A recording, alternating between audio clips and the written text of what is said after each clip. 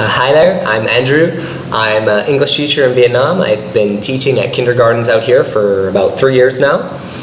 And today what I'd like to talk about is a lot of the times new teachers who come over to Vietnam and other countries who have taken their basic TEFL course aren't really adequately prepared to teach in an early childhood setting because the TEFL course, it teaches mostly classroom-based methodology.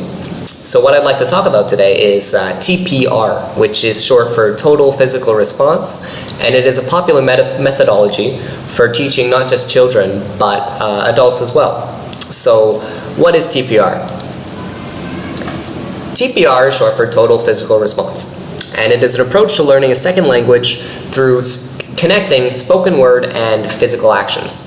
So for example of this, if you were going to teach eat a piece of chicken, you would pretend to grab a piece of chicken and put it in front of your face and gnaw on it, right? Or if you were to teach sitting down, you would move your fingers up and down and say sit down, stand up, etc. So, a bit about the history of TPR and where it came from. In the 1970s, James Asher, professor of psychology at San Jose State University, developed TPR after noticing a lot of the students in his adult second language classes would drop out at a rate of like 95%.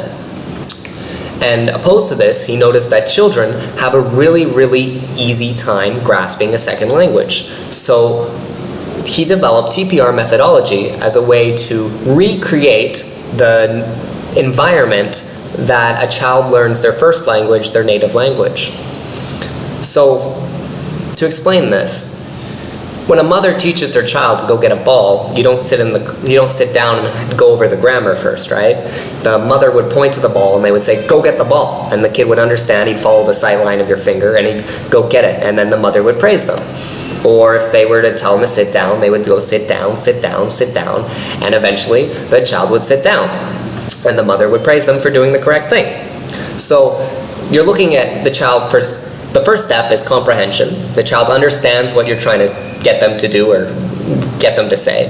2, once they've comprehended it, they can use the language by themselves. And what is important in TPR is to not force language learning so much as make it a natural process. So there isn't so much, you want to avoid discouragement as much as possible.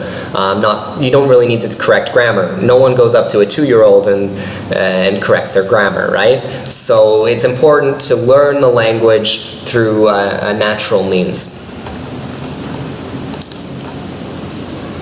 So different ways you can incorporate TPR into the classroom.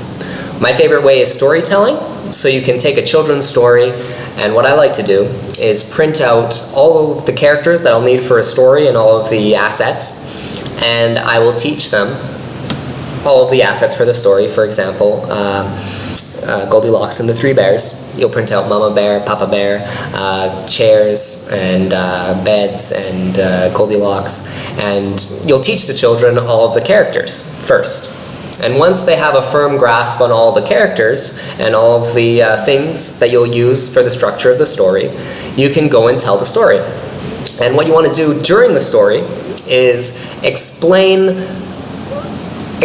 everything as you go along and make sure they're understanding. So you'll ask comprehension questions. You'll say, oh, is Papa Bear's porridge hot or cold? Is Goldilocks a good girl or a bad girl? Is the chair soft or hard, etc.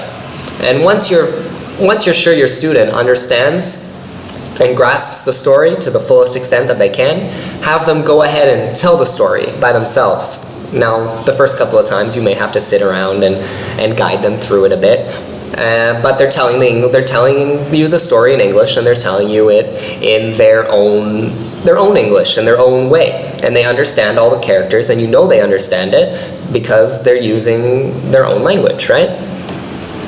So some examples of stories that you can use, as I said, Goldilocks. The Itsy Bitsy Spider works very well. The Tortoise and the Hare, very good basic stories that teach some very low-level English to get kids started.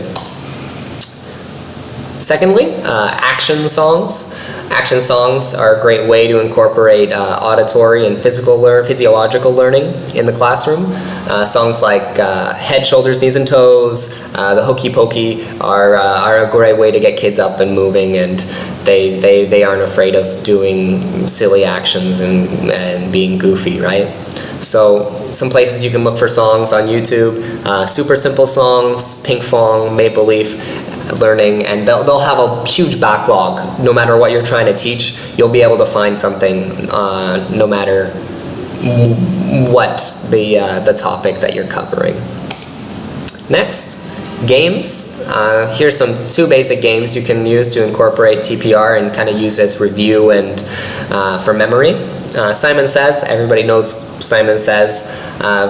Really good way to incorporate the entire classroom in an activity and then knock people out one by one.